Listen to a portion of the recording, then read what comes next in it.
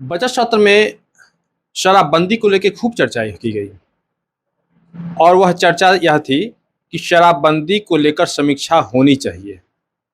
विपक्ष का तो काम है आवाज उठाना, लेकिन इस मुद्दे पे सत्ता पक्ष ने भी कहा कि हाँ बिल्कुल समीक्षा होनी चाहिए और समीक्षा करेंगे भी।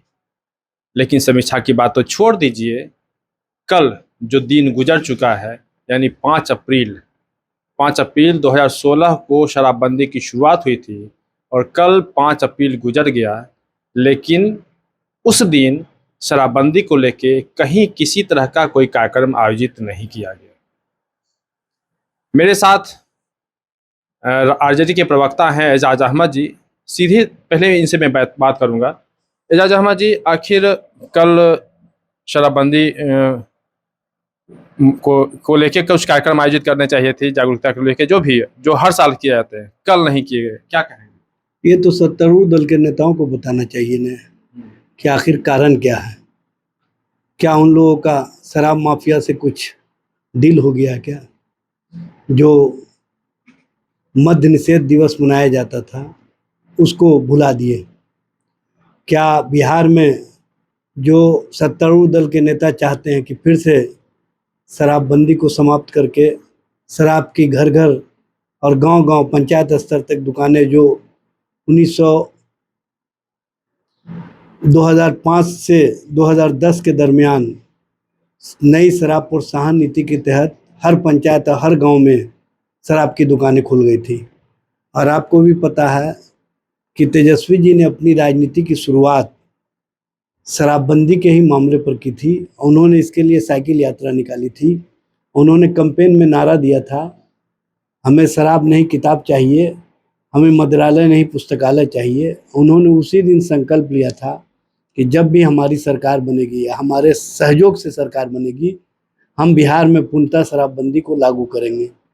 क्योंकि जिस तरह से नई शराब प्रोत्साहन नीति के बाद गांव-गांव की महिलाएं बेचैनी में थी, हर जगह गाली गलौज की भाषा इस्तेमाल होती थी, अपसंस्कृति वाली भाषा इस्तेमाल होती थी।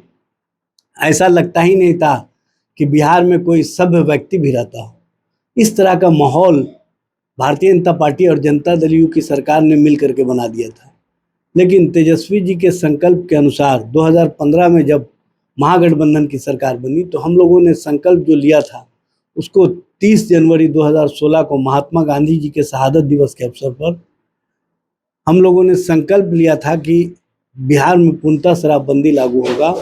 और उसी दिन घोषणा की गई कि बिहार में महात्मा गांधी के संकल्पों के अनुसार शराबबंदी लागू की जाएगी। और इसके लिए सभी नेता, पदाधिकारी, विधायक, सांसद, सभी कर्मचारी और सभी लोगों ने संकल्प लिया था कि न पिएंगे न पीने देंगे। और बिहार में जो मानव श्रृंखला का निर्माण हुआ था, ये Guinness book of world record में नाम दर्ज हुआ था। और लोगों के बीच भी मैसेज गया था कि पूरे बिहार में जो क्रांति आई है शराबबंदी के खिलाफ, ये बिहार वासियों का बहुत दिनों से जो सपना था, उस सपना को तेजस्वी जी ने पूरा करवाने का काम किया। मुख्यमंत्री नीतीश कुमार का भी भाई, मुख्यमंत्री नीतीश कुमार जरूर थे, लेकिन उनका संकल्प नहीं था। मुख्यमंत्री नीतीश कुमार तो 2005 से मुख्यमंत्री थे। 2015 के बाद ही क्यों उनको ध्यान आया कि शराबबंदी लागू होना चाहिए? उससे पहले तो उन्होंने पंचायत और गांव स्तर तक शराब की दुकानें खुलवाई थी। और आपको भी याद होगा कि मुख्यमंत्री नीतीश कुमार ने मोतिहारी की सभा में कहा था कि ये जो हमारी बच्चियों को साइकिल और पोशाक मिल रहे हैं, ये शराब के राजस्व से मिल रहे हैं। उसी दिन बच्चियों ने एक जन आंदोलन खड़ा कर दिया था और कहा था कि शराब के पैसे से हम किताब और पोशाक नहीं लेंगे। और मुख्यमंत्री जी को घेरना शुरू कर दिया महिलाओं ने कि आपने किस तरह का हालात बना दिया है। जब तेजस्वी जी ने आंदोलन शुरू किया था तो उसी का परिणाम था।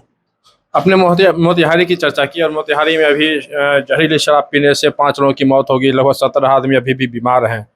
5 लोग नहीं, 9 लोगों की मौत हो गई है। आज तो सुनने में आया कि एक और मौत हो गई है, 10 लोगों की मौत हो गई है। आज राष्ट्रीय जनता दल की जांच टीम उदय नारायण चौधरी जी के नेतृत्व में मोतिहारी पहुंची हुई है और वहां पर स्थल निरीक्षण किया जा रहा है और लोगों से जानकारी प्राप्त की जा रही है कि आखिर सरकार के द्वारा जब घोषणा कर दिया गया है कि बिहार में पूर्णतः शराबबंदी है, तो ये जहरीली शराब आती कहाँ से है? और इस जहरीली शराब को बनाने में किसकी भूमिका है? बिना सत्ता के और सत्ता के संरक्षण के इस तरह की जहरीली शराब नहीं बन सकती है। और अब तो आप देखिए कि होम डिलीवरी होता है। जो उत्तर प्रदेश, हरियाणा, पंजाब से आपको नेपाल के सीमावर्ती क्षेत्रों से शराब आते हैं, उनको घर घर तक पहुंचाने का लोगों ने व्यवसाय बना दिया है। और इस व्यवसाय में कहीं ना कहीं सत्ता पक्ष के लोगों की भूमिका है।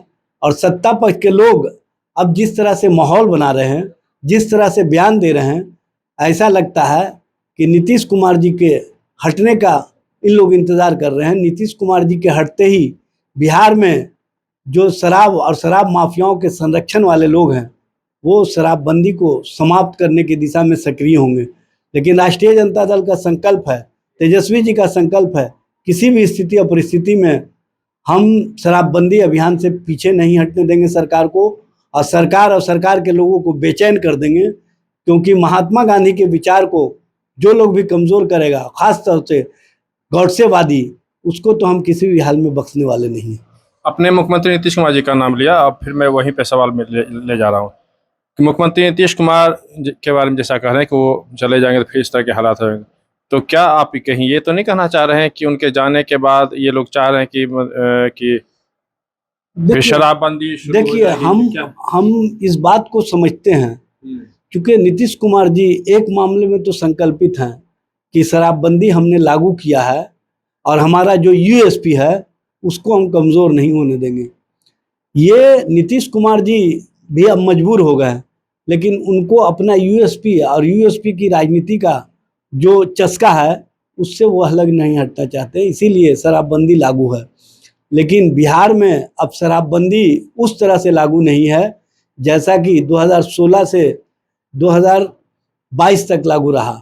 और जब से महागठबंधन की सरकार समाप्त हुई है उसके बाद से इस मामले में तो और तेज़ी आ गया है, क्योंकि अब इन लोगों को लगता है कि हमारे पक्ष के और शराब माफियाओं को खास तौर से लगता है कि हमारे हितों के रक्षा करने वाले लोग सत्ता में बैठे हुए हैं, इसलिए हम शराब और शराब की दुकानें खुलवाने में सफल रहेंगे।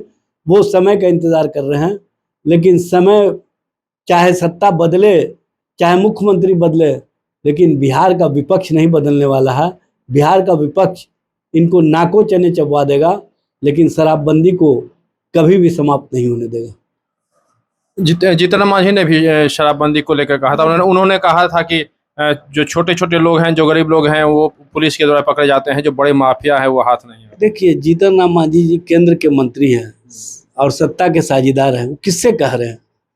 अरे हट जाइए ना, इसी मुद्दे पर आप हट जाइए सरकार से, तब न मानेंगे कि आप सही माने में गरीबों के हितों के रक्षक हैं, तभी मानेंगे कि आप दलितों के हितों के रक्षक हैं।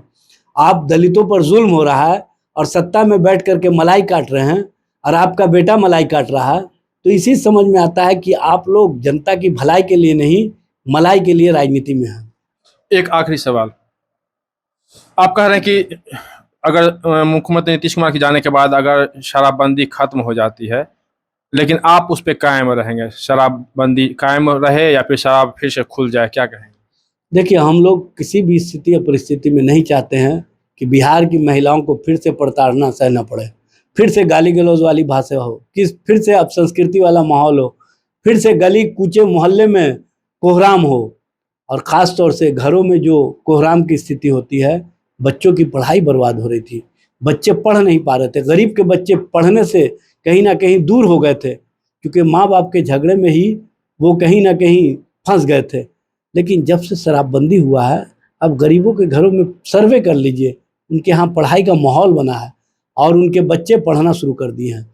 ये माहौल को समाप्त करने वाले लोग वही लोग हैं जो कहीं ना कहीं शराब माफियाओं के माध्यम से गरीबों, अशोषितों, वंचितों के घरों की शिक्षा को समाप्त करना चाहते हैं। आपको ऐसा क्यों लगता है कि नीतीश कुमार के जाने के बाद फिर शराबबंदी ये खत्म हो जाएगी? ये हमको इसलिए लगता है कि शराब माफिया इंतजार में है कि भारतीय जनता पार्टी की सरकार बने। अब भारतीय जनता पार्टी के जो नेता शराब पीते हुए पकड़े गए थे, उन लोगों पर कोई एक्शन नहीं हुआ, तो इसी समझ में आता है कि कहीं ना कहीं भारतीय जनता पार्टी शराब माफियाओं को संरक्षण देने वाली पार्टी। आपके एक प्रवक्ता का भी एक वीडियो वायरल हुआ था शराब। देखिए, वीडियो किसी का भी कोई भी वायरल कर सकता है, लेकिन सच और सच्चाई होता तो अब तक FIR दर्ज हो गया होता। सच्चाई नहीं है, वो किस तरह से मैनिपुलेट करके आजकल AI माध्यम से किए जाते हैं, ये सबको पता है।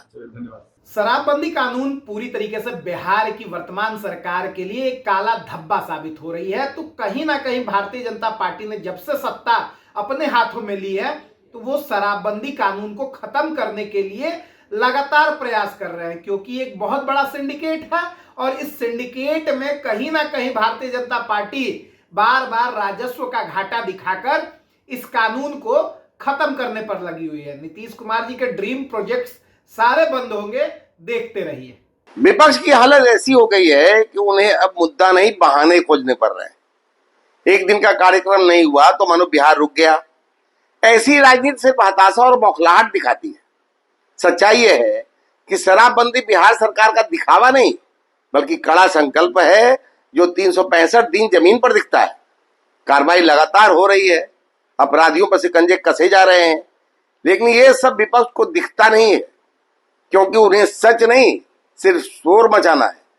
दरअसल जिन लोगों ने सालों तक बिहार को बदहाली में रखा वही आज नैतिकता का पाठ पढ़ा रहे हैं। जनता सब समझ रही है।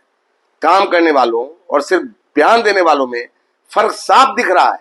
मुख्यमंत्री नीतीश कुमार के जाने के बाद जिस तरह की भूमिकाएं तैयार हो रही हैं, इनका कहना है कि मुमकिन है कि शराबबंदी को समाप्त कर दिया जाएगा, लेकिन विपक्ष की जो भूमिका है वह अपने भूमिका में हमेशा तत्पर रहेगा और किसी भी सूरत में शराबबंदी को खत्म होने नहीं देगा। पटना से अमर उजाला के लिए कृष्ण वल्लभ नारायण। आपके राज्य की खबरें, आपके शहर की खबरें सबसे पहले जानने के लिए देखते रहें अमर उजाला। चैनल को सब्सक्राइब जरूर कर लें और पाएं हर अपडेट।